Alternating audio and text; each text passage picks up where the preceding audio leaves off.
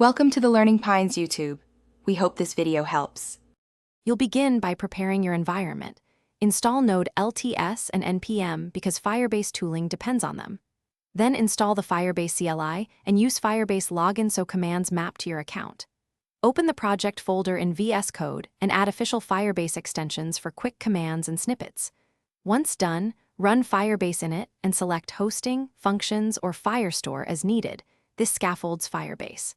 JSON and local config files, which save you repetitive setup and make further steps predictable. Now configure the middle parts. Choose functions language and wire build scripts in package.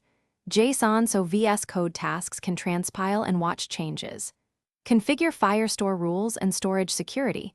Use the emulator suite for offline testing to avoid accidental production writes.